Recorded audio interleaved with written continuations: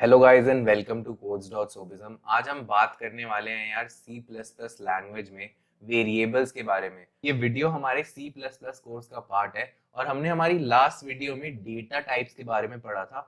और आज हम वेरिएबल्स को डिस्कस करते हुए देखेंगे कि कैसे एक वेरिएबल को हम अलग अलग डेटा टाइप्स को यूज करके बना सकते हैं और क्या होते हैं वेरिएबल्स। तो सबसे पहला क्वेश्चन ही यही आता है कि व्हाट इज अ वेरिएबल। तो a variable is a container of data.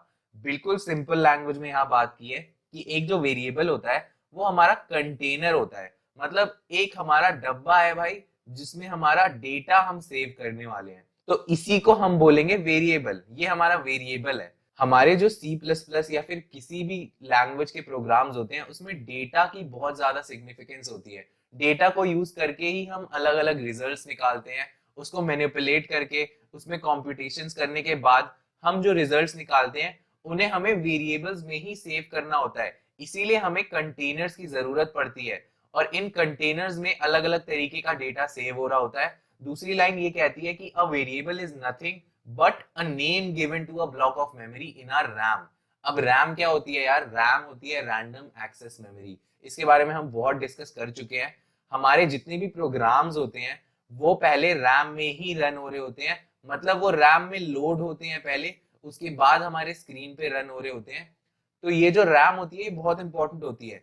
और इसी रैम में एक ब्लॉक ऑफ मेमोरी जो होती है वो असाइन हो जाती है और उस असाइंड ब्लॉक ऑफ मेमोरी को हम एक नेम देते हैं और उसी नेम को हम कहते हैं वेरिएबल। तो आई होप आपको ये बात समझ आई होगी कि जो रैम होता है उसमें हम एक ब्लॉक ऑफ मेमोरी बनाते हैं और यही कंटेनर होता है। इसी में हमारा जो डेटा होता है वो सेव हो रहा होता है। इसको एक नाम दिया जाता है और उस नाम को ही हम बोलते हैं वेरिएबल। तो यहाँ पर दूसरी लाइन क्या कह रही है कि each variable in C plus plus has a specific type. मतलब हर वेरिएबल का एक अलग अलग टाइप होता है which determines the size and layout of the variables memory. इसका मतलब ये कि जो हमारे अलग अलग टाइप के हमारे वेरिएबल्स होते हैं वही डिफाइन करते हैं, वही डिटर्मिन करते हैं कि कितना हमारा साइज आने वाला है मेमोरी में और उस मेमोरी का लेआउट कैसा होने वाला है। तो अलग अलग टाइप के डेटा टाइप्स के लिए, जैसे इंटीजर, फ्लोट, कैर, डबल, बूल, यहाँ पे लिखा भी हुआ है कि अलग अलग टाइप की मेमोरी एलोकेट होती है उनके लिए। अब सबसे पहले हम ये बात करते हैं कि कैसे एक वेरिएबल को हम बनाते हैं अपने सी प्लस प्लस प्रोग्राम्स में। तो सी प्लस प्लस जैसे कि एक प्रोग्रामिंग लैंग्वेज है, तो हमारे प्रोग्रामिंग लैंग्वेजेस में यार सेट ऑफ रूल्स होते हैं। उन्हीं रूल्स को फॉलो करके हमें एक कोड लिखना होता है और वो जो सेट ऑफ रूल्स होते हैं ना यार, उन्हीं को हम सिंटैक्स कहते हैं। और वेरिएबल को बनाने के लिए भी एक सिंटैक्स होता है। हमें क्या करना होता है, पहले हम डेटा टाइप लिखते हैं। डेटा टाइप लिखने के बाद हम गैप छोड़ के वेरिएबल का नाम लिखते हैं, वैर नेम लिखते हैं हम। और वेरिएबल का नाम लिखने के बाद अगर हमें उसमें कोई वैल्यू देनी होती है तो हम इनिशियलाइजेशन कराते हैं और एक वैल्यू देते हैं। और ये जो वैल्यू होती है, पहले तो इसके बाद हमें सेमीकोलन लगाना होता है क्योंकि ये एक स्टेटमेंट होती है और ये बात हम जानते हैं, ये डिस्कस कर चुके हैं हम। लेकिन ये जो वैल्यू है ना, ये उसी डेटा टाइप की होनी चाहिए जो हमने यहाँ पर बताया है। जैसे यहाँ पर मैंने बोला इंट ए इक्वल्स 34, तो ये 34 जो है वो इंटीजर टाइप की ही वैल्यू होनी चाहिए, इंटीजर टाइप का ही डेटा होना चाहिए। इसीलिए हमारे जो ये कंटेनर्स होते हैं ये अलग अलग टाइप के होते हैं। कोई छोटा कंटेनर है, कोई बड़ा कंटेनर है।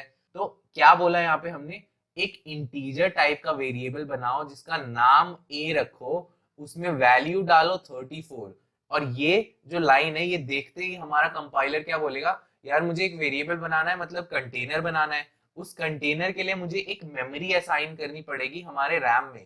तो ये क्या होता है, a variable with int data type takes 4 bytes of memory in the RAM। तो ये बहुत इंपॉर्टेंट चीज है कि जो हमारा इंटीजर टाइप का डेटा टाइप होता है उसके लिए जो मेमोरी होती है वो होती है 4 बाइट्स की।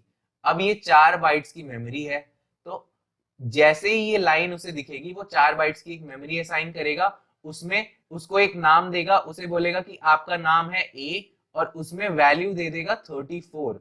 तो यहाँ पर 34 डेटा सेव हो चुका है और उस मेमोरी का नाम हम रख चुके हैं ए और इसी को हम वेरिएबल बोलते हैं यार। और एक चीज मैं यहाँ पर डिस्कस करना चाहूंगा, जैसे मैंने बोला कि 4 बाइट्स ऑफ मेमोरी लेता है इंटीजर टाइप का डेटा टाइप। तो ये चीज हमारी आर्किटेक्चर डिपेंडेंट होती है यार। हमारा जो बेसिक आर्किटेक्चर जिसके बारे में हम बात कर रहे हैं वो 64 बिट ऑपरेटिंग सिस्टम के बारे में मैं बात कर रहा हूँ। और अगर अलग आर्किटेक्चर है जैसे 32 बिट का आर्किटेक्चर है तो उसमें अलग बाइट्स ऑफ मेमोरी हो सकती है। तो इसका मतलब ये है कि कितनी मेमोरी एलोकेट होगी, ये जो मेमोरी एलोकेट होती है ये आर्किटेक्चर डिपेंडेंट होती है। तो आर्किटेक्चर पे ये डिपेंड करती है, लेकिन हमारे लिए यार अभी इतना इंपॉर्टेंट नहीं है।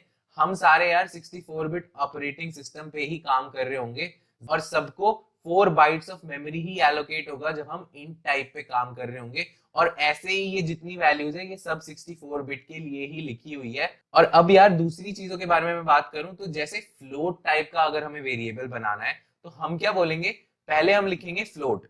हमें बताना पड़ेगा कि हमें फ्लोट टाइप का डेटा टाइप चाहिए, ठीक है। और फ्लोट टाइप का डेटा टाइप चाहिए और उसका नाम हमें रखना है एफ वेरिएबल का नाम हो गया, उसके अंदर वैल्यू सेव हो गई 45.56। तो जैसे ही हमारा कंपाइलर ये वाली लाइन देखेगा वो बोलेगा कि भैया यार आप 4 बाइट्स की मेमोरी ले लो, ठीक है, और उसका नाम आप एफ रख लो और उसके अंदर आप 45.56 को सेव करा लो, ठीक है। तो यहाँ पर ये सेव हो जाएगा और ये भी 4 बाइट्स की ही रहेगी। जो फ्लोट और इंट होते हैं दोनों की 4 बाइट्स ही होती है। अब मान लो कैरेक्टर टाइप का हमें एक डेटा टाइप बनाना है, कैरेक्टर टाइप का वेरिएबल बनाना है, तो मैं क्या कह रहा हूँ यहाँ पर कैर सी इक्वल्स ए कर दिया है हमने सिंगल कोटेशंस में, क्योंकि हमारा जो कंपाइलर होता है वो सिंगल कोटेशंस को ही समझता है। अगर मैं यहाँ पर ए ऐसे लिख दूंगा तो वो एरर थ्रो करेगा, बट मैं ए ऐसे लिखूंगा तो वो कंपाइलर समझ जाएगा कि जो ए कैरेक्टर है मैं उसकी बात कर रहा हूँ। तो यहाँ पर भी ये 1 बाइट ऑफ मेमोरी लेगा, ठीक है, 1 बाइट ऑफ मेमोरी इसने ले ली और यहाँ पर सी इसने नाम रख दिया और ए उसमें सेव करा दिया है। और ऐसे ही डबल के लिए, बूल के लिए होता है। डबल के लिए हमारी 8 बाइट्स ऑफ मेमोरी होगी, नाम डी होगा और जो भी उसमें वैल्यू हम सेव करा रहे होंगे वो सेव हो जाएगी और ये 8 बाइट्स ऑफ मेमोरी ले रहा होगा। वैसे ही बूलियन भी होता है यार। बूलियन के लिए हम बी रख रहे हैं इसका नाम और उसमें हम ट्रू सेव करा रहे हैं और ये भी 1 बाइट्स ऑफ मेमोरी होगी। तो हमारी जो रैम है उसी में जाके ये सारे वेरिएबल्स बन रहे होंगे। ये सारे वेरिएबल्स अपनी अपनी जगह लेंगे, अपना अपना मेमोरी ब्लॉक लेंगे और उन मेमोरी ब्लॉक का साइजेस अलग अलग होंगे। वो डिपेंड इस पे करता है कि वो किस टाइप का वेरिएबल है। मैं यहाँ पे थोड़ा सा स्पेस क्लियर करता हूँ और आपको कुछ और इम्पोर्टेंट बातें बताता हूँ। पहले तो मैं रैम और मेमोरी के बारे में थोड़ा डिस्कस करूंगा। ये जो 8 GB रैम होती है ये बहुत बड़ी होती है, इसमें बहुत ज्यादा बाइट्स ऑफ मेमोरी होती है। आप यहाँ देख सकते हो ये नंबर कितना बड़ा है, 8 इंटू 1024 इंटू 1024 इंटू 1024। और इसका लॉजिक क्या है, ये नंबर मैं कैसे बना रहा हूँ। ये जो 1 KB ऑफ मेमोरी होती है वो हमारी 1024 बाइट्स होती है। तो यहाँ पर 1 KB हो गया। ऐसे ही हमारी MB होती है, आपने सुना होगा 1 MB मतलब 1 मेगाबाइट्स, वो होती है 1024 KB ऑफ मेमोरी। और जो MB से भी ऊपर होती है वो होती है GB। तो 1 GB जो होता है उसमें यार 1024 MB ऑफ मेमोरी होता है और इन सबको हम मल्टीप्लाई करते हैं तो ये हमारा बन जाता है कि 1 GB में इतनी सारी बाइट्स ऑफ मेमोरी होती है। और इसी को मैं अगर 8 GB के ले लूं, नॉर्मली हमारे पीसीज में 4 GB 8 GB या 16 GB की मेमोरी रहती है, बट 8 को मैं स्टैंडर्ड मान के चलूं तो इतनी सारी बाइट्स ऑफ मेमोरी होगी। तो आप इमेजिन कर सकते हो कि कितना बड़ा स्पेस होगा ये। और ये तो 1 बाइट 4 बाइट ये छोटी छोटी मेमोरीज हैं। ये सारी हमारे जितने भी हम वेरिएबल्स बनाते हैं उनके लिए छोटी छोटी छोटी छोटी ब्लॉक्स ऑफ मेमोरी एलोकेट हो जाती है। सबका नाम होता है और वो नाम हमें खुद ही देना होता है। ये नाम हम अपने हिसाब से बना सकते हैं, इसके बारे में हम डिस्कस करेंगे। वेरिएबल को बनाने के रूल्स हम डिस्कस करेंगे। तो मैं अपने C++ कोर्स के फोल्डर में जाता हूँ। तो गाइज यहाँ पर मैं C++ कोर्स के फोल्डर में आ चुका हूँ और हमें यहाँ पर VS कोड में कोडिंग करनी है। तो मैं ओपन विद कोड करूंगा राइट क्लिक करके। तो यहाँ पर यार सबसे पहले मुझे एक नई फाइल बनानी है और अगर आपके भी फोल्डर में ऐसा .vs कोड का कोई फोल्डर बना है तो टेंशन लेने की जरूरत नहीं है। इसमें कुछ सेटिंग्स होती हैं हमारे VS कोड की, और अगर नहीं भी बना तो भी आपके प्रोग्राम्स वैसे ही चलेंगे। तो इसके लिए आप बॉदर मत करो, बस यहाँ पर नई फाइल हम बनाएंगे। हम लिखेंगे 3 वेरिएबल्स एंड डेटा टाइप्स। हमें यहाँ पर वेरिएबल्स और डेटा टाइप्स डिस्कस करने हैं और .cpp लगा के एक्सटेंशन मैं यहाँ पर अपनी फाइल बना दूंगा। सबसे पहले मैं क्या लिखूंगा यहाँ पे, हैश इंक्लूड लिखूंगा, हमें इंक्लूड करानी होती है आईओस्ट्रीम फाइल। आईओस्ट्रीम फाइल को मैं इंक्लूड कराऊंगा और उसके बाद मैं यूजिंग नेम स्पेस एसटीडी करूंगा। हमें ये करना होता है क्योंकि एसटीडी जो हमारा नेम स्पेस है उसके उसके स्कोप के अंडर ही हम सी आउट को यूज करते हैं। उसके बाद हमें मेन फंक्शन बनाना होता है। मेन फंक्शन हमारा मैंडेटरी फंक्शन होता है, ये बात हम जानते हैं। हर बार ये बात मैं रिपीट इसलिए करता हूँ क्योंकि ये सबसे इंपॉर्टेंट पार्ट है हमारे प्रोग्रामिंग स्टार्ट करने का। मेन फंक्शन हमने बनाया, इंट हमने उसका रिटर्न टाइप रखा है, तो हमने रिटर्न 0 एंड में लिख दिया है, जिससे हमारा रिटर्न हो जाएगा 0 और हमारा टर्मिनेशन हो जाएगा हमारे प्रोग्राम का। अब इसके अंदर मैं जो भी कोड लिखूंगा वो सारा कोड हमारा मेन फंक्शन का पार्ट होगा और वही हमारा रन होगा प्रोग्राम को रन कराने पे। हमने अभी तक सी आउट सीखा है। सी आउट का यूज हम करते हैं इंसर्शन ऑपरेटर लगा के। कोई भी यहाँ पर स्ट्रिंग लिखूं मैं, यहाँ पर मैं वेरिएबल्स ट्यूटोरियल लिख देता हूँ। वेरिएबल्स ट्यूटोरियल लिख के अगर मैं यहाँ पर सेमी कॉलन लगा दूं तो ये हमारा पूरा एक स्टेटमेंट बन जाएगा। और इस स्टेटमेंट का मतलब ये है कि सी आउट मतलब आउटपुट करवाओ। इंसर्शन ऑपरेटर लगा के एक चीज देंगे हम जिसे हमें आउटपुट करवाना है एक्चुअली में, और एक स्ट्रिंग हम दे रहे हैं। और स्ट्रिंग क्या होती है, इस पे हम होवर करेंगे तो हमें पता चलेगा कैरेक्टर का कलेक्शन होता है स्ट्रिंग। और इसे हम रन कराएंगे तो ये चल जाएगा ऑब्वियसली। इसे मैं यहाँ से रन करूंगा, कंट्रोल एस से पहले सेव कर लेना, और रन कराने के बाद यहाँ पर आप टर्मिनल में देखोगे कि वेरिएबल्स ट्यूटोरियल प्रिंट हो गया है। और आप साथ के साथ यहाँ पर देखना एक 3 variables and data types dot exe file बन जाएगी, और यही हमारी एग्जीक्यूटेबल फाइल होती है। यहाँ पर यार लेकिन मेरी डेटा टाइप्स की स्पेलिंग गलत हो गई है, तो मैं डेटा टाइप्स चेंज कर दूंगा और इसे सेव करा के फिर से रन करूंगा तो यहाँ पर देखो नई फाइल बन जाएगी डेटा टाइप्स के लिए। ये जो पुरानी वाली है वो मैं डिलीट कर देता हूँ, इसकी हमें जरूरत नहीं होगी। अब यहाँ पर हमें कोड लिखना है।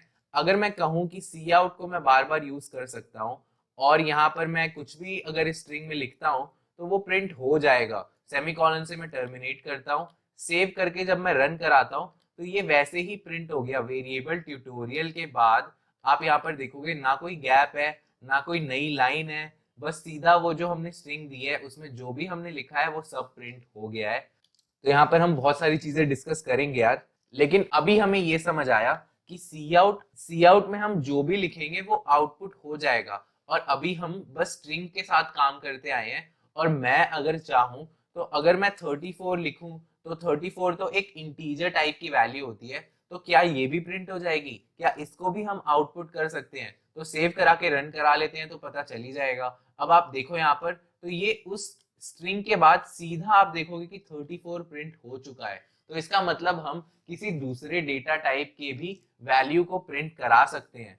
और इसको देखते हुए अब हम और भी चीजें प्रिंट कराना चाहेंगे। 45.56 लिख के मैं सेव कराऊंगा और उसके बाद इसे रन कराऊंगा तो आप यहाँ देख सकते हो 45.56 भी प्रिंट हो गया है। हालांकि यहाँ कोई गैप या फिर नई लाइन नहीं है, बट यहाँ पे सारी चीजें प्रिंट तो हो रही है। अभी अभी मैं यहाँ पर ये देखना चाहूंगा कि क्या कोई कैरेक्टर भी प्रिंट हो सकता है। मैंने कैरेक्टर को भी सेव करा के यहाँ पर रन किया, यहाँ सी आउट ए लिखा और वो एक कैरेक्टर है। इस पे मैं होवर कर रहा हूँ तो आप देख सकते हो कि ये कैर लिखा आ रहा है।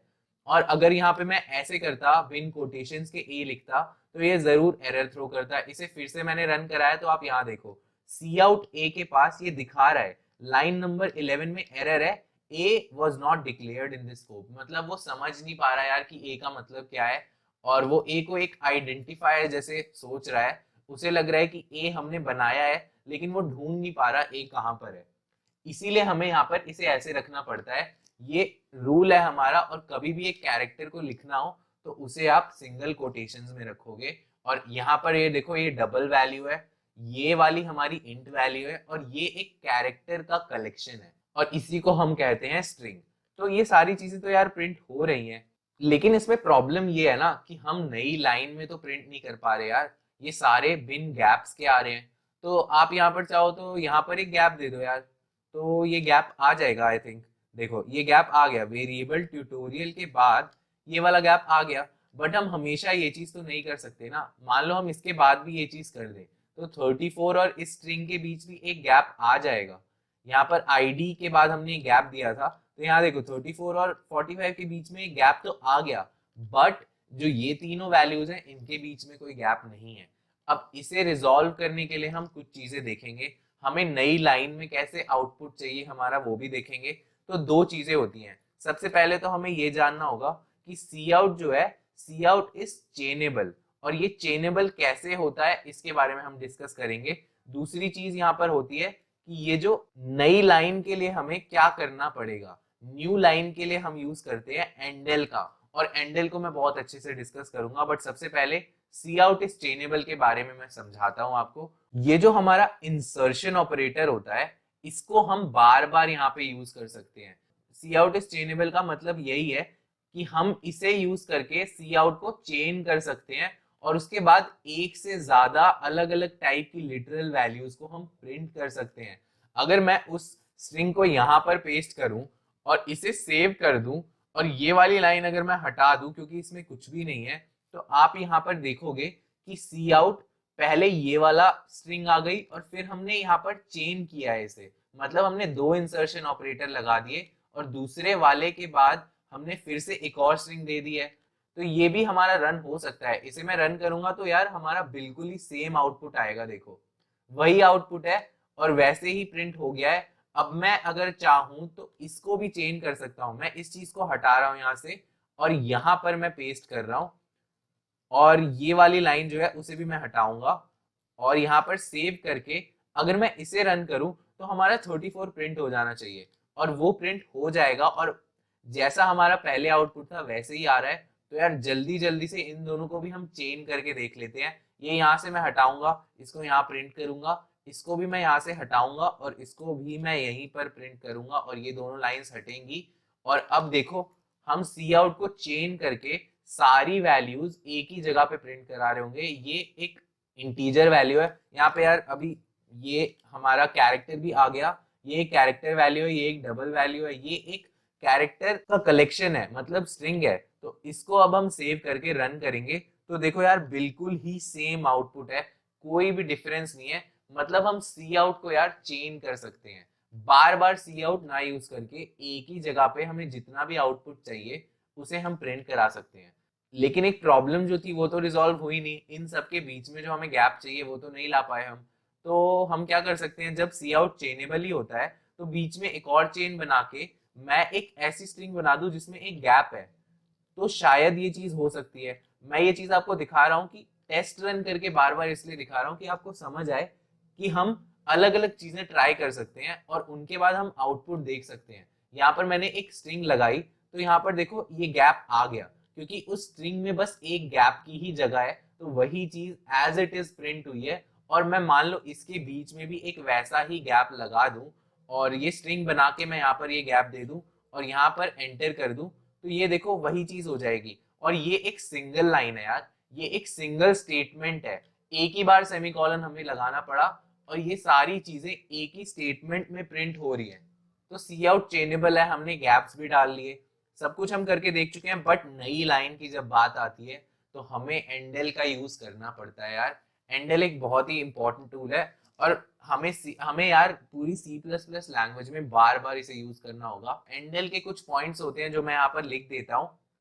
तो यहाँ पर मैंने लिखा है कि डिफाइंड अंडर एसटीडी के स्कोप, मतलब ये जो एसटीडी का स्कोप है, एसटीडी स्कोप रेजोल्यूशन, इसी स्कोप के अंदर हमारा एंडल भी होता है। जैसे हमारा सी आउट था वैसे ही हमारा एंडल होता है, दोनों में कोई भी डिफरेंस नहीं है। जैसे आपको मैं यहाँ पर एक ऑल्टरनेटिव दिखाता हूँ। पहले तो यार अगर आप यूजिंग नेमस्पेस एसटीडी नहीं यूज कर रहे हो तो यहाँ पर ये एरर दिखाने लगता है। क्यों? क्योंकि ये सी आउट को का स्कोप पता नहीं कर पाता, ये सी आउट को अनडिफाइंड बोलने लगता है। और मैं अगर इसे एसटीडी स्कोप रेजोल्यूशन कर दूं तो ये चलने लगेगा। इसे मैं थोड़ा बड़ा करके आपको दिखा रहा हूँ, तो ये देखो ये चलने लगा। अब अभी जूम करने पे एक चीज हो रही है जिसको मैं आपको समझाना चाहूंगा कि ये हमारी सिंगल लाइन है बट ये दो लाइंस में आ रही है। आप यहाँ पर देख सकते हो 5 के बाद जब 6 आ रहा है तो ये लाइन स्किप हो रही है, और ये यहाँ पर इसलिए हो रहा है क्योंकि मैंने वर्ड रैप को ऑन कर रखा है। मतलब हमें हॉरिजॉन्टली स्क्रॉल नहीं करना पड़ेगा, आप कितना भी बड़ी लाइन लिखो। मैं यहाँ पर आपको शॉर्टकट एक बताने जा रहा हूँ वर्ड रैप के लिए। ऑल्ट जेड अगर हम करते हैं साथ में तो वर्ड रैप ऑफ और ऑन हो सकता है, मतलब हम टॉगल कर सकते हैं वर्ड रैप पे। अगर आप इस लाइन को देखो तो ये वाली जो लाइन है हमारी 5th लाइन, वो बहुत लंबी है, ये लाइन बहुत लंबी है। बट मैं अपने टेक्स्ट को बड़ा कर रहा हूँ तो वो हॉरिजॉन्टल एक स्क्रॉल बार दे देता है। हॉरिजॉन्टल स्क्रॉल बार की वजह से क्या होता है, हम एक ही बार में रीड नहीं कर पाते, हमें नीचे से भी स्क्रॉल करना पड़ता है और यहाँ साइड से तो स्क्रॉल करना ही पड़ता है, और इसीलिए हम टॉगल वर्ड रैप कर देते हैं। ऑल्ट जेड जब हम करते हैं तो ये जितना भी आगे इस लाइन के आगे जो भी लिखा होता है वो सब नीचे आ जाता है। और नीचे आने का मतलब ये नहीं है कि वो नई लाइन में आया है, वो सेम लाइन का ही पार्ट है, वो फिफ्थ लाइन का ही पार्ट है, बट ये हमारी स्क्रीन साइज में आने के लिए होता है। इसे मैं छोटा करूंगा तो ये देखो एक लाइन में आ गया, इसे बड़ा करूंगा तो 2 लाइन में, और बड़ा करते जाऊंगा तो ये 3rd लाइन में भी आ जाएगा, बट ये एक ही लाइन का पार्ट होगा, और इसी को हम वर्ड रैप कहते हैं। वर्ड को रैप कर दिया जाता है ताकि हमें हॉरिजॉन्टली स्क्रॉल ना करना पड़े और हमारे स्क्रीन साइज में ही वो फिट हो जाए और हम रीड कर पाए। और इसका शॉर्टकट मैं आपको दिखा भी देता हूँ। यहाँ पे आप जाओगे मैनेज में और आप कीबोर्ड शॉर्टकट्स में जाओगे और यहाँ पर ये जो रिकॉर्ड कीज का आइकन है इस पे क्लिक करोगे तो आप ऑल्ट जेड यहाँ पर जब क्लिक करोगे तो यहाँ पर आपको दिखाएगा टॉगल वर्ड रैप। यहाँ वर्ड रैप का मतलब यही होता है यार कि स्क्रीन साइज में ही जितना भी आपका टेक्स्ट हो वो आए, यहाँ पर हॉरिजॉन्टल स्क्रॉल बार ना बने। और अगर मैं ऑल्ट जेड फिर से दबाऊंगा तो ये टॉगल हो जाएगा, मतलब ये वर्ड रैप ऑफ हो गया, तो वर्ड रैप नहीं होगा और हमें यहाँ पर हॉरिजॉन्टली स्क्रॉल करना पड़ेगा। ऐसी बहुत सारे टूल्स होते हैं यार, इन टूल्स का ही यूज करके हम प्रोग्रामिंग कर रहे होते हैं, और VS कोड में ये सारे टूल्स होते हैं और बहुत ही सारे कीबोर्ड शॉर्टकट्स होते हैं। अगर मैं यहाँ पर आपको दिखाऊं तो ये बहुत सारे कीबोर्ड शॉर्टकट्स हैं। इन शॉर्टकट्स का यूज करके हम बहुत सारी फंक्शनैलिटीज को कर सकते हैं, और वो चीजें हम धीरे धीरे इस कोर्स में सीखते जाएंगे जैसे जैसे हम आगे बढ़ेंगे। बट अभी के लिए जितना सीखना था हमने सीखा, और हमने यहाँ पर अभी ये देखा है कि सी आउट यार चेनेबल होता है और एसटीडी स्कोप रेजोल्यूशन ऑपरेटर में होता है, बट एंडल को यूज करना पड़ता है नई लाइन के लिए, और जो ये एंडल होता है ना वो भी हमारा एसटीडी के स्कोप में ही होता है, और it is use to make a new line. यहाँ पर ये बोल रहा है it is use to make a new line, और इसको यूज कैसे करते हैं मैं आपको दिखा रहा हूँ। सी आउट जब हमारा खत्म हो रहा होता है, मतलब यहाँ पर हमारा सेमी कॉलन लग रहा होता है, तो हम क्या करते हैं एक नई चेन बनाते हैं, नया इंसर्शन ऑपरेटर लगा के बस हम एंडल लिख देंगे तो वो चल जाएगा। बट यहाँ पर हमने यूजिंग नेम स्पेस एसटीडी नहीं कर रखा, इसीलिए जैसे सी आउट में होता है वैसे ही हमें यहाँ पर एसटीडी एंडल करना पड़ेगा, एसटीडी स्कोप रेजोल्यूशन एंडल करना पड़ेगा, और वो चल जाएगा। इसे मैं रन कराऊंगा तो नई लाइन तो बन चुकी है, बट हमने एंडल एंड में लगाया है इसीलिए नई लाइन नहीं बनेगी। अगर इसी चीज को मैं बीच में कहीं पे लगाऊं, इसे मैं कॉपी करके मान लो मैं इसके बाद अगर नई लाइन चाहता हूं और मैं यहां पर इसे पेस्ट करता हूं, यहां पर देखो मैंने वेरिएबल ट्यूटोरियल्स के बाद एक एंडल लगाया है एक नई चेन बना के, तो यहाँ पर हमारा एक नई लाइन हो जाएगी और यहाँ से फिर हमारा नई लाइन में सब कुछ प्रिंट होगा। मैं आपको दिखाता हूँ, सेव करके इसे रन कराओ तो देखो यहाँ वेरिएबल ट्यूटोरियल के बाद हमारी नई लाइन बन चुकी है। और ऐसे ही आप बीच में जहां भी इसे लगाना चाहो लगा सकते हो। अगर मैं चाहूँ तो यहाँ पे भी इसे लगा सकता हूँ, मैं चाहूँ तो इसे यहाँ पे भी लगा सकता हूँ, मैं चाहूँ तो इसे हर जगह लगा सकता हूँ, और फिर इनकी जरूरत नहीं होगी। ये जो हमने गैप्स दे रखे थे इन गैप्स का कोई सिग्निफिकेंस नहीं रहेगा और सब कुछ नई लाइन में ही प्रिंट होगा। इसे फिर से सेव करके रन कराओ तो देखो सारी चीजें नई लाइन में आ गई है। यहाँ पे 34 के पहले एक एंडल नहीं लगा है तो मैं वो भी लगा ही देता हूँ यार। और यहाँ पर फिर देखो आप एक ही लाइन में इतने ज्यादा बार हम एंडल लगा रहे हैं तो एक ही लाइन में हम बार बार हम नई लाइन बना सकते हैं। इसे मैं रन करूंगा तो आप देख सकते हो वेरिएबल ट्यूटोरियल, फिर एक स्ट्रिंग है, उसके बाद हमारा 34 एक इंटीजर नंबर था, उसके बाद हमारा 45.56 हमारा एक डबल नंबर था, फिर हमने एक कैरेक्टर को भी प्रिंट कराया। और आप ये चीज देखो कि यार यहाँ पर जब हमने ए लिखा था तो हमने कोटेशंस के अंदर लिखा था, बट जब वो प्रिंट हो रहा है तो वो ए ही प्रिंट हो रहा है। तो 2 हमारे पॉइंट्स डिस्कस हो चुके हैं। थर्ड पॉइंट है कि ये फ्लश करता है आउटपुट बफर को, और ये चीज बहुत इंपॉर्टेंट होती है यार। हर लाइन के बाद जब हम एंडल लगाते हैं तो हमारा आउटपुट बफर जो होता है वो फ्लश हो जाता है, और ये हमें बार बार करना चाहिए। और आउटपुट बफर के बारे में और हम आगे डिस्कस करेंगे जब ये टॉपिक आएगा, बट अभी के लिए इतना इंपॉर्टेंट है कि एंडल से हम नई लाइन बना रहे हैं। और एक और चीज लास्ट पॉइंट ये कहता है कि it can only be used with cout. मतलब ये क्या है कि हम अगर चाहें, जैसे हम सी आउट को इंडिपेंडेंटली यूज कर रहे थे वैसे एंडल को इंडिपेंडेंटली यूज नहीं कर सकते। हम अगर ऐसे std endl लिखेंगे तो कोई नई लाइन नहीं आएगी। और इनफैक्ट यहाँ पर एक एरर आ रहा है, can not determine which instance of function template std endl is intended. इसका मतलब ये समझ नहीं पाएगा। बट अगर मैं इसी चीज को सी आउट के साथ यूज करूं, अगर मैं यहाँ पर सी आउट लिख के एक कोई स्ट्रिंग प्रिंट कराऊं और उसके बाद ये एंडल रखूं, अगर मैं ऐसे लिखूंगा तो ये रन हो जाएगा। इसे सेव करके मैं रन करूंगा तो ये देखो स्ट्रिंग प्रिंट हो गई है, ना कोई एरर है ना कुछ है। तो एंडल को यार हम इंडिपेंडेंटली यूज नहीं कर सकते, वो आउटपुट बफर को फ्लश करता है, ये नई लाइन बनाने के लिए यूज होता है और ये भी एसटीडी स्कोप के अंदर ही डिफाइंड होता है। तो सबसे बेस्ट चीज आप यहाँ पर ये देखो कि आपको कितनी बार एसटीडी बार बार लिखना पड़ रहा है और आपको यार सी आउट कितनी बार अपने प्रोग्राम में यूज करना पड़ेगा और उतनी ही बार आपको बार बार एसटीडी लिखना पड़ेगा। इसलिए बेस्ट चीज ये रहेगी कि आप इसे अनकमेंट करो और हर जगह से इस एसटीडी को हटाओ और उसके बाद भी हमारा प्रोग्राम बिल्कुल सेम ही चलेगा, क्योंकि एंडल और सी आउट दोनों भाई भाई हैं, एसटीडी के अंदर ही डिफाइंड होते हैं, बस इनका काम अलग अलग है। एंडल का काम होता है कि नई लाइन देता है, आउटपुट बफर को फ्लश करता है, और सी आउट का काम होता है कि जिस भी तरीके की वैल्यू आप उसमें दोगे वो आउटपुट में प्रिंट कराता है। तो मैंने यहाँ पर सारी जगह से एसटीडी हटाया और यहाँ पर सारी चीजें प्रिंट करा दी। एक ऑल्टरनेटिव के बारे में मैं यहाँ बताता हूँ आपको। अगर आप यूजिंग नेमस्पेस एसटीडी यूज ना करो और आप यूजिंग एसटीडी सी आउट कर दो तो भी ये चीज चल जाएगी। सेमीकोलन लगा लेना, क्योंकि ये भी एक स्टेटमेंट है। आपने यहाँ पे सेमीकोलन क्यों नहीं लगाया, ये बड़ा इंपॉर्टेंट क्वेश्चन आता है, क्योंकि यार ये एक प्री प्रोसेसर कमांड है और प्री प्रोसेसर कमांड मतलब जिसमें हैश लगा होता है, हैश इंक्लूड, हैश डिफाइन की भी प्री प्रोसेसर कमांड होती है जिसको हम बाद में पढ़ेंगे। बट इतना जान लो कि जो प्री प्रोसेसर कमांड्स होती हैं उनमें हमें सेमीकोलन नहीं लगाना होता, और हम यहाँ पर फंक्शंस में भी इस चीज को नहीं लगाते हैं। मतलब जब हम फंक्शन का ब्लॉक स्टार्ट कर रहे हैं, ये एक ब्लॉक है, जब यहाँ पर हमने ये कर्ली ब्रेसेस लगाए हैं तो ये जहां खत्म हो रहा है वहां तक हमारा फंक्शन का पूरा ब्लॉक होता है।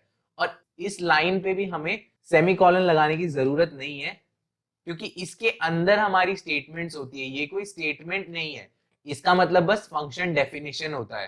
तो यार आई होप आपको इतनी सारी चीजें समझ आई हो। बट यहाँ पर हमने यूजिंग एसटीडी सी आउट किया है, तो सी आउट को तो वो समझ जाएगा बट एंडल को नहीं समझ पाएगा, तो एंडल में एरर दे रहा होगा। तो मैं ये क्या करूंगा, इसी लाइन को कॉपी करके यहाँ सी आउट की जगह एंडल कर दूंगा, तो अब ये एरर नहीं देगा। इसे सेव करा के मैं फिर से रन करूं तो यहाँ पर ये सारी चीजें वैसे ही रन हो जाएंगी। ये बस एक ऑल्टरनेटिव था तो मैंने बता दिया, बट ये बहुत कम यूज होता है। ज्यादातर लोग यार यूजिंग नेमस्पेस एसटीडी कर देते हैं, और जहां पे भी एसटीडी के अंदर जैसी भी चीजें डिफाइंड होती हैं, एंडल डिफाइंड है, सी आउट डिफाइंड है, और ऐसे ही सी इन भी होता है जिसके बारे में हम बाद में डिस्कस करेंगे।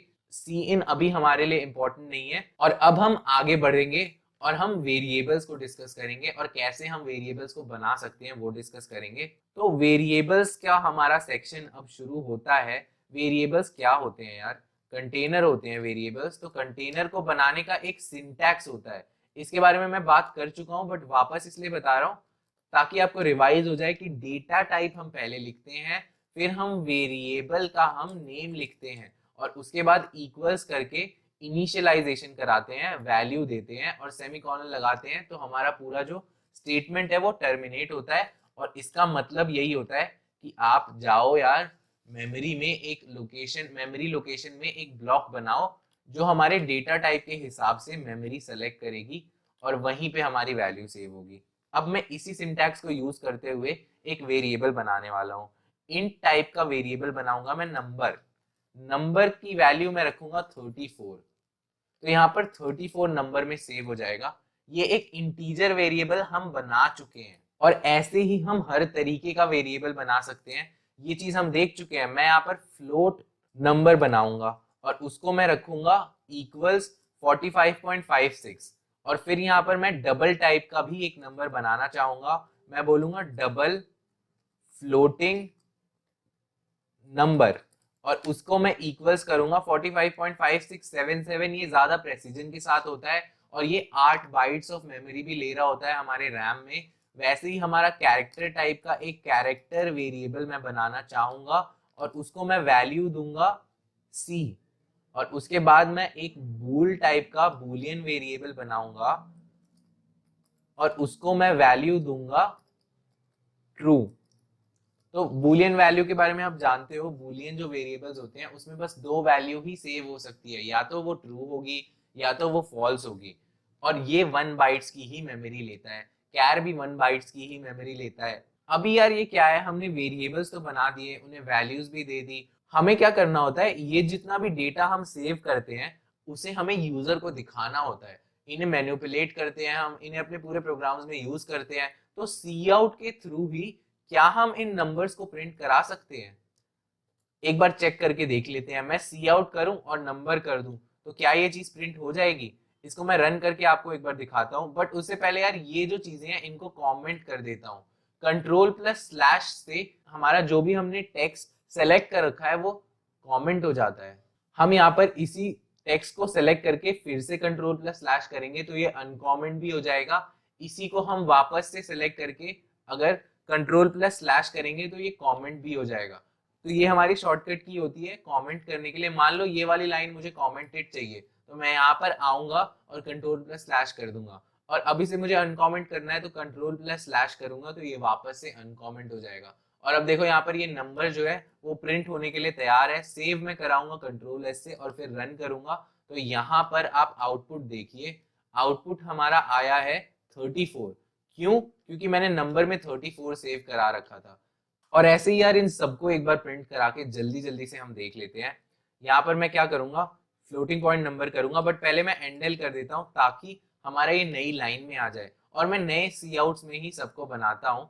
ये जो हमारा फ्लोट नंबर है इसे मैं कॉपी करके यहाँ पेस्ट कराऊंगा, और इसे मैं कॉपी करके फिर उसके नीचे वाली लाइन में पेस्ट कराऊंगा।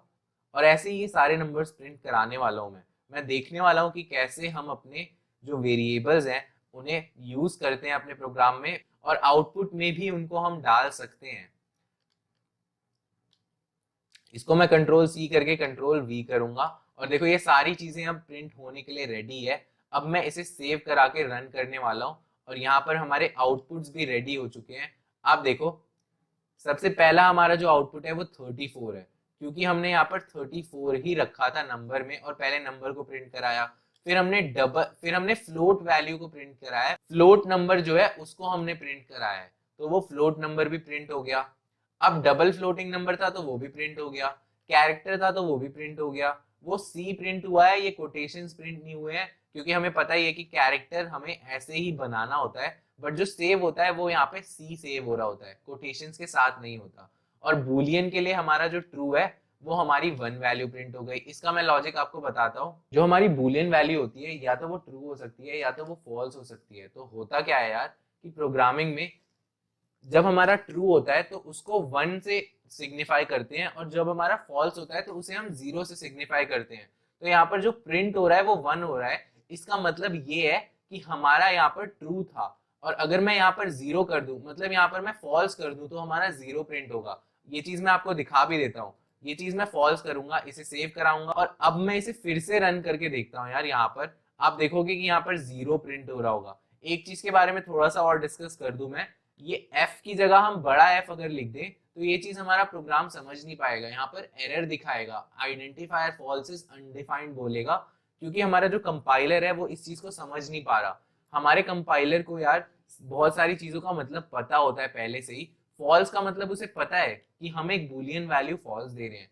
45.5677 का मतलब उसे समझ आ गया कि हम एक नंबर दे रहे हैं, हम एक डबल फ्लोटिंग नंबर दे रहे हैं।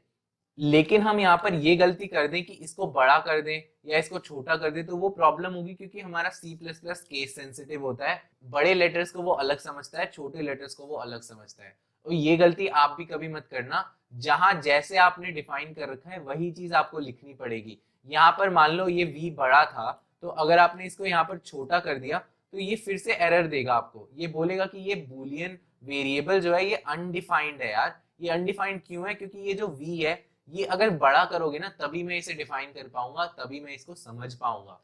अब देखो ये सारी चीजें हो गई। हमने देखा कि कैसे वेरिएबल्स को बनाते हैं और कैसे उनको हम यूज कर सकते हैं सी आउट का यूज करके आउटपुट निकालने के लिए। अब हम आगे और बातें करेंगे यार। हम वेरिएबल्स के बारे में थोड़ा सा और डीप डाइव करके डिस्कस करने वाले हैं। पहले तो यार वेरिएबल्स को बनाने के ना कुछ रूल्स होते हैं। हमने यहाँ पर वेरिएबल्स तो बनाए, वेरिएबल्स का नाम भी हमने रखा, लेकिन ये जो नाम होते हैं ये कुछ सेट ऑफ रूल्स से ही डिफाइंड होते हैं। आप यहाँ पर कुछ भी लिख दोगे तो वो नाम नहीं बनेगा, क्योंकि ये जो होता है हमारी एक ब्लॉक ऑफ मेमोरी असाइन हो रही होती है और उसका एक स्पेसिफिक नाम रखना होता है। तो ये जितने भी वेरिएबल्स होते हैं इनको रूल्स से डिफाइन किया जाता है। वो रूल्स मैं यहाँ पर लिखने वाला हूँ और उनके बारे में मैं डिस्कस करने वाला हूँ। तो यहाँ पर हम बात करेंगे, इस चीज को मैं हटा देता हूँ, टर्मिनल हटा के आपको सब समझाता हूँ। Rules for defining a variable, ये हमें बात करनी है। यहाँ पर 5 रूल्स हैं यार, बहुत सिंपल है, ज्यादा कुछ डिफिकल्ट नहीं है। सबसे पहला रूल ये होता है कि variable can contain an alphabet, an यहाँ नहीं आएगा, variable can contain alphabets, numbers and underscore only.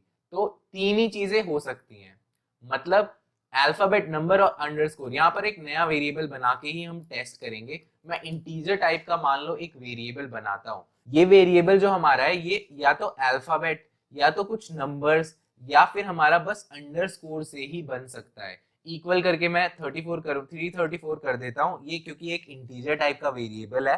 तो आप यहाँ पर देखो, यहाँ पर कोई एरर नहीं दिख रहा अभी। ये इस पे होवर करोगे तो ये इंट टाइप का वेरिएबल बन चुका है और हमने रूल्स फॉलो किए हैं यार, अल्फाबेट्स, नंबर्स और अंडरस्कोर को ही यूज किया है। आप यहाँ पर कोई सिंबल यूज करने लगोगे तो प्रॉब्लम आ जाएगी यार। ये देखो ये एरर थ्रो करेगा, एक्सपेक्टेड अ सेमीकोलन बोल रहा है, इसे समझ नहीं आ रहा कि क्या हो रहा है। मैं यहाँ पर एस्टेरिक लगा दूंगा तो वो भी एक सिंबल है, तो वो भी एक एरर ही थ्रो करेगा। यहाँ पे मैं हैश लगा दूंगा तो वो भी एक एरर थ्रो करेगा। एट द रेट अगर मैं लगाऊंगा तो वो भी एक एरर थ्रो करेगा। फिर दूसरा पॉइंट आता है कि the variable name can not start with numbers, can only start with alphabets and underscores. ये तो हमने देख लिया कि नंबर्स का यूज किया जा सकता है, बट यही नंबर अगर हम आगे लगा देंगे ना तो वो एरर करेगा। वो बोलेगा मुझे समझ नहीं आ रहा भाई, ये रूल नहीं है। आप अगर रूल के हिसाब से करोगे और 3 आगे नहीं लगाओगे तब मुझे ये वेरिएबल समझ आएगा, लेकिन अगर आप 3 लगा दोगे तो ये मैं एरर थ्रो करूंगा और इसको आपको ठीक करना पड़ेगा। तो दूसरा पॉइंट क्लियर होते हुए हम थर्ड पॉइंट पे आते हैं, नो कीवर्ड्स और व्हाइट स्पेस इज अलाउड। तो ये दो चीजें एक ही पॉइंट में है हमारा। पहले तो हम कोई भी कीवर्ड यूज नहीं कर सकते, जैसे इंट भी तो एक कीवर्ड है। मैं बोलूं कि यार मेरे जो इंटीजर वेरिएबल होगा उसका नाम भी मैं इंट ही रखूंगा और मैं बोलूंगा इंट टाइप का एक इंटीजर बनाओ, उसका नाम इंट रख दो और इक्वल्स कर दो 45। तो ये हमारा कंपाइलर बोलेगा यार ये आप गलती कर रहे हो। इनवैलिड ये इसलिए है क्योंकि आप किसी कीवर्ड को यूज करके एक वेरिएबल का नाम नहीं बना सकते हो। तो इस चीज को आपको हटाना पड़ेगा और आपको यहाँ पर कुछ और नाम लिखना पड़ेगा और तभी वो यहाँ पर ठीक होगा। दूसरी चीज ये कि मान लो आप ये एक इंटीजर बना रहे हो जिसमें आप अपनी एज डालना चाहते हो, तो आप ये ऐसे नहीं लिख सकते कि माई एज इक्वल्स 21। अगर आप ऐसे लिखोगे तो ये भी एक एरर ही थ्रो करेगा, क्योंकि आप नाम में एक वाइट स्पेस नहीं डाल सकते हो। नाम आपका हमेशा बिन स्पेसेस के होगा और ऐसे ही आप नाम को लिखोगे चाहे आपके 5 वर्ड्स हो। माई एज टूडे, मान लो आज मेरी एज 21 है, तो ये 3 वर्ड्स हैं, 3 वर्ड्स का कॉम्बिनेशन है, बट हमें इसे बिन स्पेस के ही लिखना पड़ेगा। अब दूसरा रूल देखो, these are case sensitive, that means int name and int name are 2 different variables. ये बात आप जानते ही हो, ये मैं बहुत बार डिस्कस कर चुका हूँ कि एक बार आपने कोई नाम बना दिया तो आप ये मत सोचना कि आप बड़ा लेटर लिखोगे तो वो वही होगा, वो एक नई चीज बन जाएगी, क्योंकि कंपाइलर को इन दोनों का मतलब अलग अलग ही पता है। उसे लगेगा ये कुछ और है और ये कुछ और है।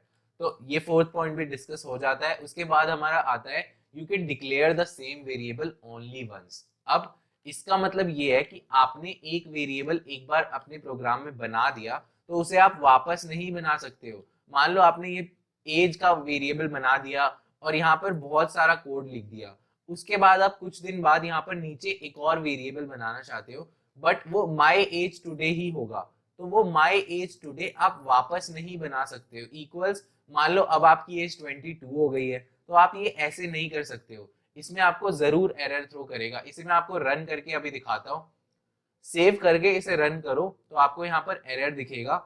यहाँ पर आप देखो मेन फंक्शन के अंदर ये आपको बता रहा है कि आपने एक एरर दिया है, माई एज टुडे 21 जो है वो रीडेक्लेरेशन है, मतलब आप वापस डिक्लेयर करने की कोशिश कर रहे हो, जो हमारे C++ में अलाउड नहीं होता। ये लाइन का नंबर भी बताता है, तो आपको कभी भी अपने एरर को ट्रैक करना हो ना, तो आप यहाँ पर देखोगे ना जब इसे रन करा के, तो यहाँ पर दिखाया होता है कि ये 44th लाइन में है, तो 44th लाइन में जाओ और देखो कि आपने यहाँ ये गलती करी है, वापस से रीडिक्लेयर कर दिया है माय एज टुडे को, क्योंकि वो पहले से ही डिक्लेयर्ड है। ये आप 40th लाइन पे डिक्लेयर कर चुके हो, तो इसे वापस डिक्लेयर करने की जरूरत नहीं है। तो आई होप आप ये सारे रूल्स समझे हो। बट यहाँ पर कुछ इंपॉर्टेंट बात मैं कर देता हूँ यार, आप नाम तो कुछ भी बना सकते हो। तो आप ये कहोगे कि आपका ये जो माय एज टुडे है, तो आप यहाँ पर ये इंट ये ऐसे भी लिख सकते हो, ये भी एक वैलिड नाम है, ये नाम गलत आपको नहीं दिखाएगा और इस नाम का भी वेरिएबल बन जाएगा। 22 आप इसे रखना चाहोगे तो ये वेरिएबल इनवैलिड नहीं है, ये भी आपकी मेमोरी में वैसे ही सेव होगा, ये भी 4 बाइट्स की मेमोरी ही लेगा। बट ये हमारी प्रेफर्ड प्रैक्टिस नहीं होती। मतलब आप कभी भी एक वेरिएबल बनाओ तो उसका नाम आपको खुद रखने को बोला जा रहा है, मतलब आपको एक रिस्पॉन्सिबिलिटी दी गई है एज अ कोडर। जब आप कोड कर रहे हो तो आपका जो कोड है वो रीडेबल होना चाहिए, समझ आना चाहिए। मान लो ये एक लाइन है और ये भी एक लाइन है, ये दोनों सही लाइन है, इन दोनों में कोई भी एरर नहीं है। बट ये वाली जो लाइन है वो हमारा कोई दूसरा फेलो प्रोग्रामर पढ़ रहा होगा तो उसे ज्यादा अच्छे से समझ आएगी। क्यों? क्योंकि उसे समझ आएगा कि हमने एक इंटीजर टाइप का वेरिएबल बनाया है जिसका नाम माय एज टुडे है, मतलब इसमें एक एज सेव हो रही है जो आज के दिन मेरी एज है। और जब वो ये देखेगा तो उसे समझ ही नहीं आएगा कि क्या हो रहा है यार, और वो बिल्कुल कंफ्यूज हो जाएगा। और हमने अगर ऐसे 10-15 वेरिएबल्स अपने प्रोग्राम में बना रखे हैं तो वो कोई दूसरी लैंग्वेज लगने लगेगी, वो बिल्कुल ही रीडेबल नहीं होगा और वो एक बहुत खराब प्रैक्टिस होती है। और जितने भी अच्छे प्रोग्रामर्स होते हैं वो हमेशा मीनिंगफुल वेरिएबल बनाते हैं। जो भी वेरिएबल बना रहे होते हैं उसका नाम जो होता है वो मीनिंगफुल होना चाहिए और उस नाम से पता चल जाना चाहिए कि इस वेरिएबल में हम क्या स्टोर कर रहे हैं। जैसे मान लो आप अपना फेवरेट कैरेक्टर सेव कराना चाहते हो, मैं बोलूं कि कैर टाइप का एक वेरिएबल बनाओ और मैं बोलूं फेव कैर कर दो और इक्वल्स कर दो जो भी आपका फेवरेट कैरेक्टर है। मान लो मेरा फेवरेट कैरेक्टर अगर आर है तो मैं यहाँ पर आर सेव कराऊंगा और ये चीज हमारे प्रोग्रामर को समझ आ जाएगी कि मैं फेवरेट कैरेक्टर के बारे में बात कर रहा हूँ। लेकिन अगर मैं इसी चीज को ऐसे लिख दूं कि कैर और उसके बाद मैं वेरिएबल का नेम बना के यहाँ पर आर कर दूं तो ये चीज उसे समझ नहीं आएगी और वो कोड रीडेबल नहीं रह जाएगा। आई होप आप ये सारी चीजें समझे। और जब भी आप वेरिएबल्स बना रहे हो, अभी हमने बस नॉर्मल वेरिएबल्स बनाना सीखा है, तो हम जब भी वेरिएबल बनाएंगे तो ऐसे बनाएंगे ताकि हमें पता चल जाए कि ये हम एक नया वर्ड ला रहे हैं। सबसे पहला वर्ड जो है उसे तो हम छोटा ही रखेंगे, माय हमने ऐसे कर दिया, उसके बाद ए को हमने बड़ा कर दिया क्योंकि ये एक नया वर्ड शुरू हो रहा है, और उसके बाद टुडे में भी हमने टी को बड़ा कर दिया क्योंकि ये भी एक नया वर्ड शुरू हो रहा है, और पहले वाला हम छोटा ही रखेंगे। इससे हमें समझ आ जाएगा कि हम माय एज टुडे की बात कर रहे हैं और ये 3 अलग अलग वर्ड्स हैं। पहला वर्ड छोटा, दूसरे वर्ड का फर्स्ट अल्फाबेट हम बड़ा कर देंगे तो समझ आ जाएगा, तीसरे वर्ड में भी वैसे ही होगा, और अगर कोई और भी वर्ड होगा तो उसमें हम ऐसे ही डाल देंगे। तो हम अगर फेवरेट कैरेक्टर का बना रहे थे तो हम कैसे करेंगे, फेव कैर कर देंगे, इक्वल्स हम आर कर देंगे। और ऐसे ही कुछ एग्जांपल्स मैं आपको देता हूँ यार।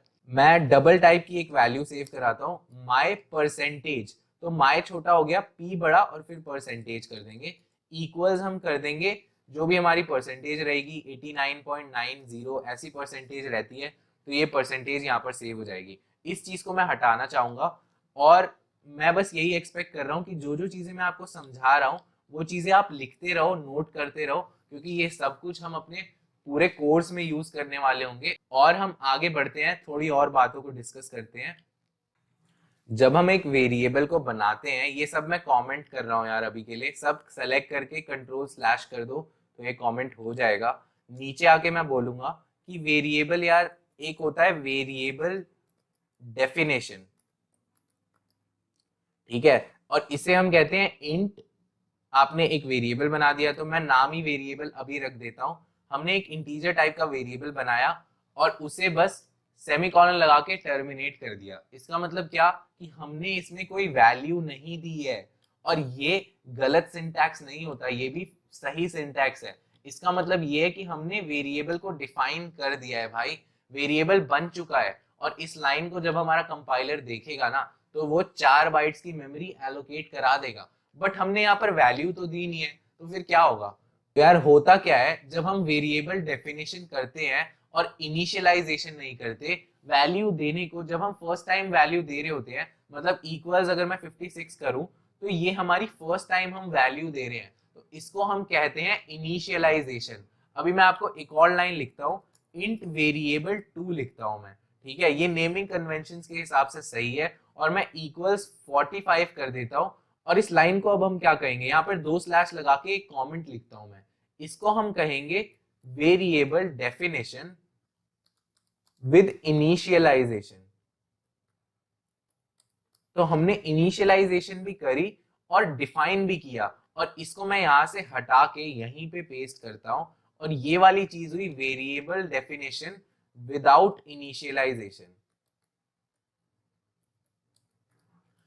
तो क्या होगा हमारी मेमोरी में, हमारी मेमोरी में ये होगा, जो वेरिएबल बनेगा वो भी 4 बाइट्स ही लेगा, लेकिन इसमें कोई वैल्यू नहीं है ना, तो हमारा कंपाइलर क्या करता है, वो एक ट्रैश वैल्यू डाल देता है। ट्रैश वैल्यू का मतलब वो कुछ भी निकाल के, यार कोई भी एक इंटीजर निकालेगा और उसे वेरिएबल में अपने आप डाल देगा, अपने मन से डाल देगा, और आगे आप अगर अपने प्रोग्राम में इसे चेंज करना चाहते हो तो चेंज कर सकते हो, और वो चीज हम देखेंगे अब। लेकिन इसमें क्या होगा, ये इंट वेरिएबल टू हमने जो किया है, ये भी 4 बाइट्स की मेमोरी लेगा, लेकिन ये 45 सेव करा देगा वेरिएबल टू में, क्योंकि हमने इनिशियलाइजेशन करी है।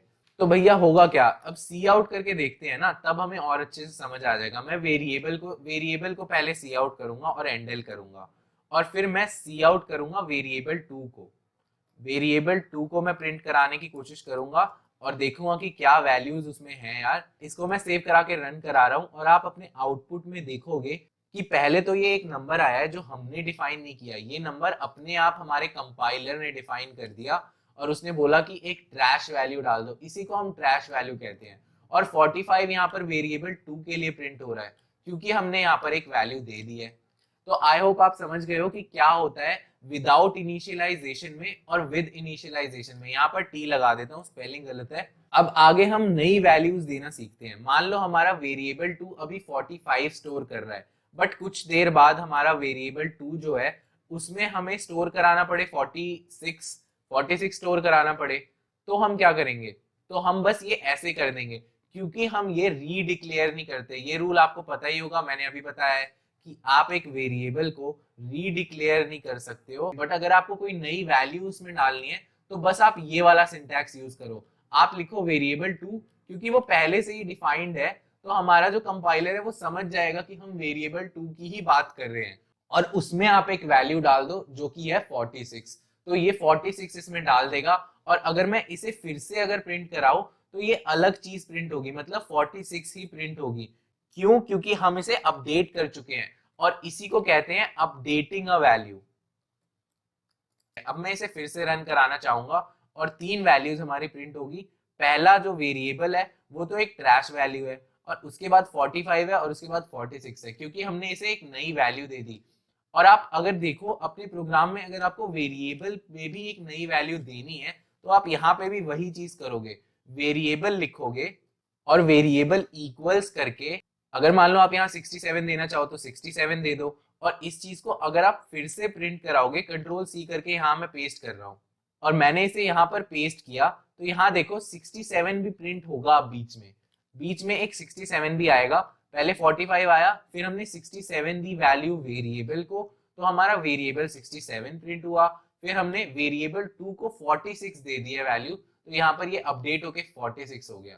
तो ये हमारी इनिशियलाइजेशन बाद में हो गई है, इनिशियलाइजेशन आफ्टर डेफिनेशन। और आगे मैं अपने प्रोग्राम में इसे कितनी भी बार चेंज कर सकता हूं। मैं वेरिएबल टू की वैल्यू अब मान लो फिर से चेंज करना चाहूँ तो मैं फिर से भी चेंज कर सकता हूँ। यहाँ पे मैं 56 डालूंगा, और मैं इस वेरिएबल, इस वाली लाइन को कॉपी करके नीचे ही पेस्ट करूंगा, तो आप देखो ये वेरिएबल टू की अब एक नई वैल्यू प्रिंट होगी। 45 थी, फिर 46 थी, फिर यहाँ पर 56 हो गई। आगे मैं चाहूँ तो कुछ भी कर सकता हूँ। तो आप समझ गए होंगे कि कैसे एक वेरिएबल की वैल्यू को हम अपडेट कर सकते हैं। ये चीजें हम बहुत अच्छे से आगे भी समझ रहे होंगे। वेरिएबल को बनाने के अलग अलग तरीके हैं यार, विदाउट इनिशियलाइजेशन करो या विद इनिशियलाइजेशन करो, हमारा वेरिएबल बन जाएगा, और वहां पर हम अपने डेटा को मैनिपुलेट कर सकते हैं। तो आई होप आप ये पूरा प्रोग्राम समझ गए हो। यहाँ पे मैंने बहुत सारी चीजें समझाई। मैंने सी आउट के बारे में कुछ नई चीजें आपको बताई, मैंने आपको न्यू लाइन के बारे में बताया, और मैंने फिर वेरिएबल्स को अच्छे से पढ़ाया है और आपको दिखाया है कि कैसे डेटा टाइप्स को, अलग अलग डेटा टाइप्स को यूज करके आप अलग अलग वेरिएबल्स को बना सकते हो। आपको यार ये वाला कोड हमारे डिस्क्रिप्शन में मिल जाएगा, बट मैं ये चाहता था कि आप मेरे साथ साथ टाइप करके देखो तो आपको ज्यादा अच्छे से समझ आएगा। तो गाइज आई होप आपको ये वीडियो बहुत अच्छे से समझ आई हो, और आप लाइक करो वीडियो को, सब्सक्राइब करो मेरे चैनल को, कमेंट करके बताओ कि कैसा लगा आपको ये पूरा कोर्स। तो गाइज इस वीडियो के लिए इतना ही, and I will see you in the next video.